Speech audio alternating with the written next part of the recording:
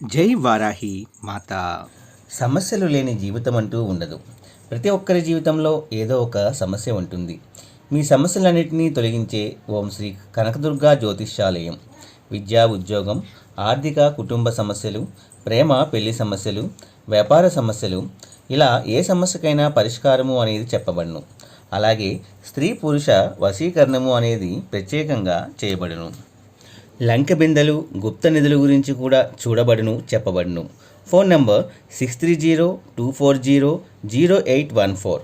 మరియు ఏ ఇతర సమస్యలకైనా సరే శక్తి పూజలు చేసి పరిష్కారము అనేది చూపబడును. యంత్రాలు ఇవ్వబడను. మీరు ఎక్కడెక్కడో జ్యోతిష్యం చూపించుకొని నిరాశ చెంది ఉన్నారా? అయితే ఒక్కసారి గురువుగారికి కాల్ చేయండి. Phone number 6302400814. జై వారాహి మాత. Welcome to my channel. ఈరోజు ఎవరైతే ఈ కాలభైరవ స్వరూపమును గురించి వింటున్నారో, భక్తితో ప్రణమిల్లుతున్నారో, ఒక్కసారి నమస్కరిస్తున్నారో, అటువంటి వారు శివ అనుగ్రహానికి పొందుతారు. కాలభైరవుడు వాళ్ళని ఇబ్బంది అనేది పెట్టడు. వాళ్ళు ఎప్పుడూ కూడా ఎంతో సంతోషంగా, సుఖంగా అనేది ఉంటారండి అని ఈరోజు మనకి చాలా చక్కటి కథ రూపంలో మనకి అమ్మవారు సందేశాన్ని తీసుకొచ్చారండి. ఇది కాలభైరవ స్వామి చరిత్ర. ఇది విన్న వాళ్ళందరి జీవితంలో ఎంతో అద్భుతాలు అనేవి జరుగుతాయి. ఒకప్పుడు ఋషులకు త్రిమూర్తులలో అసలు బ్రహ్మము ఎవరో అని సందేహం వచ్చింది. ఆ సందేహమును తీర్చమని వారు త్రిమూర్తులనే అడిగారు. శంకరుడికి సజ్జోజాత, అఘోర, తత్పురుష, ఈశాన, వామదేవ అను 5 ముఖములు ఉంటాయి. ఈ 5 ముఖములతో ఋషుల వంక చూస్తూ అన్నాడు, అదేమిటయ్యా, బ్రహ్మము ఎవరని అడుగుతారేమిటి?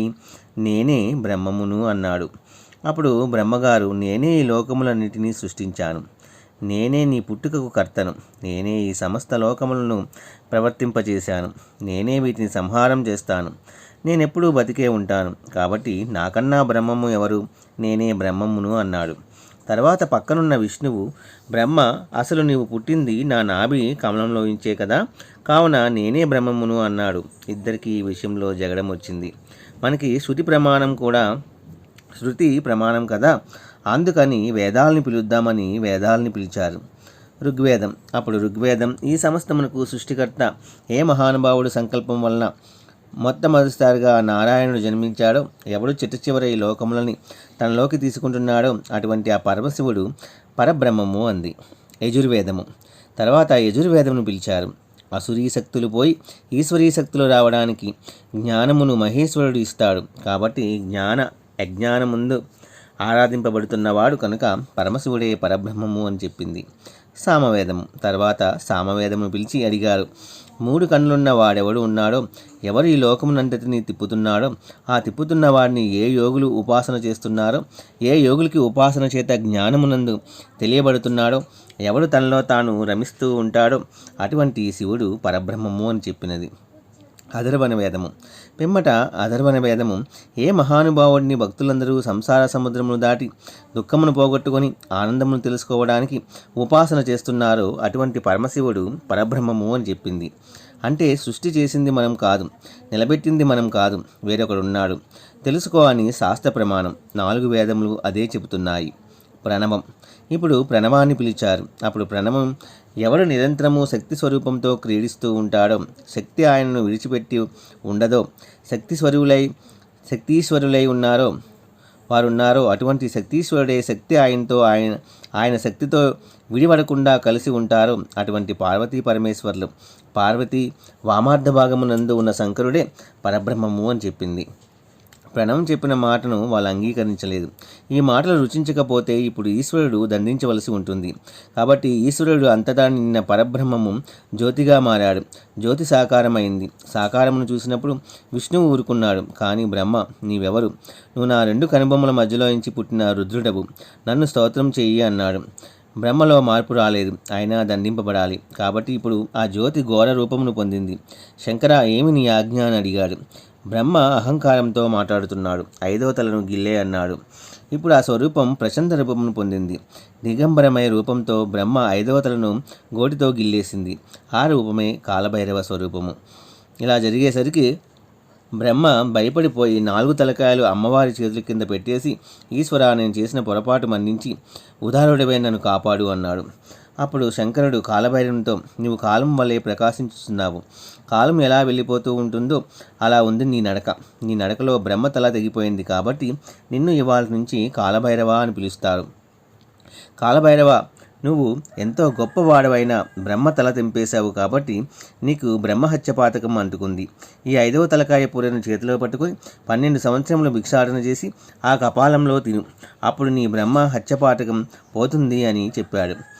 బ్రహ్మ హత్యపాతకమును తొలగించుకునేందుకు బ్రహ్మ కపాలాన్ని చేతిలో ధరించి అనేక క్షేత్రాల్లో పర్యటించిన తనకు సోకిన బ్రహ్మ హత్యపాతకము తొలగకపోవడంతో కాలభైరవుడు శ్రీ మహావిష్ణువు వద్దకు వెళ్ళి ప్రార్థించాడు.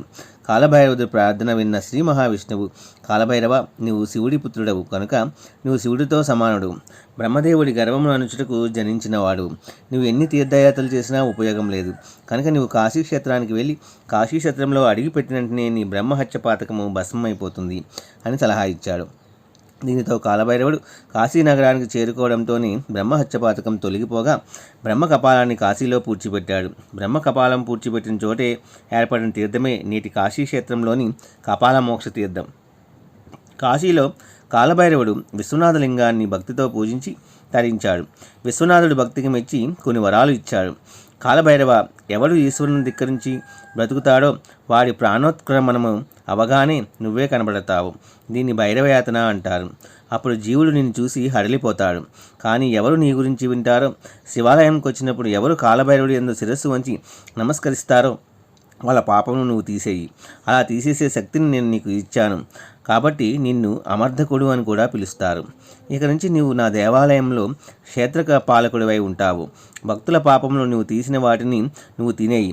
నువ్వు పాపములను తినేసి వాళ్ళని రక్షిస్తావు కాబట్టి నీకు పాపభక్షకుడు అని పేరు కూడా ఇస్తున్నాను. నిన్ను కాశీక్షేత్రంకు అధిపతిగా ఉంచుతున్నాను. నీ అనుగ్రహం ఉన్నవాళ్ళే కాశీక్షేత్రం ప్రవేశం చేస్తారు అని చెప్పాడు. అందుకే మనను కాశీక్షేత్రంలోని కాలభైరవుడు ఆ క్షేత్ర ప్రవేశానికి అనుమతించిన క్షేత్రపాలకుడు కనుక, అయ్యా, నాకు లోపలికి ప్రవేశింపచేసి నా పాపమును దగ్ధం చేశావు కాలభైరవ అని ఆ మహానుభావుడికి ఇంటికి రాగానే కృతజ్ఞతాపూర్వకంగా కాలభైరవ పూజ అని చేసి ఇక నుంచి మంచి పనులు చేస్తాను అని అన్నసంతర్పణ చేస్తాడు. భైరవమూర్తి ప్రసన్నమూర్తి అయినాడని చెప్పడానికే ఆయన మెడలో ఒక గారెల దండ వేస్తారు. కాశీ సంతర్పణ చేస్తే తప్పకుండా వెళ్ళి ఆ ప్రసాదమును తీసుకోవాలి. ఇహలోకమునందు ఇప్పటి వరకు ఈశ్వరుడి పట్ల తాము చేసిన దూషణల ఫలితంగా ఎలా పోతుందని బెంగపెట్టుకున్న వాళ్ళ కోసం భైరవయాతన ఇక్కడ తేలికగా అనుభవింపజేస్తాడు.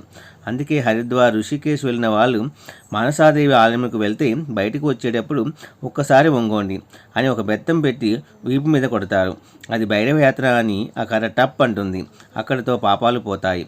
ఈ విధంగా ఆనాడు పరమేశ్వరుడు కాలభైరవుడికి ఇచ్చిన ఇన్ని వరములను గుప్పించాడు. ఆ మూర్తే ఇప్పటికీ మనకి ప్రతి శివాలయంలో ఆయన ఈశ్వర ఆజ్ఞను అవధుల దాల్చి వచ్చినవాడు కనుక మహానుభావుడు కాలభైరవ స్వరూపంతో ఉంటాడు.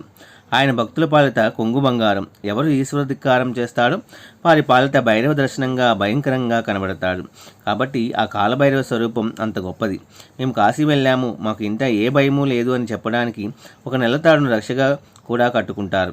కాబట్టి ఇన్ని రూపములుగా ఆ కాలభైరవ స్వరూపం ఆనాడు ఆవిష్కరించబడింది. ఎవరైతే ఈ కాలభైరవ స్వరూపం గురించి వింటున్నారో, భక్తితో ప్రణమిల్లుతున్నారో, ఒక్కసారి నమస్కరిస్తున్నారో అటువంటి వారు శివానుగ్రహాన్ని తప్పకుండా పొందుతారు. కాలభైరవుడు వాళ్ళని ఇబ్బంది పెట్టడు.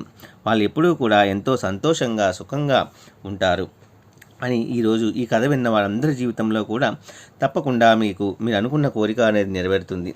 భగవంతుడు మీకు ఈ కథ వినిపించాడు అంటే మీ జీవితంలో మంచి అద్భుతాలు అనేవి జరగబోతున్నాయి అనేది సంకేతము. ఈ వీడియో కూడా మీ అందరికీ నచ్చింది అనుకుంటున్నాను ఫ్రెండ్స్. నచ్చితే వచ్చిన లైక్ ఇచ్చి సపోర్ట్ చేయండి. అలాగే 10 మంది మిత్రులకు షేర్ చేయండి. జై వారాహి మాత, జై జై వారాహి మాత.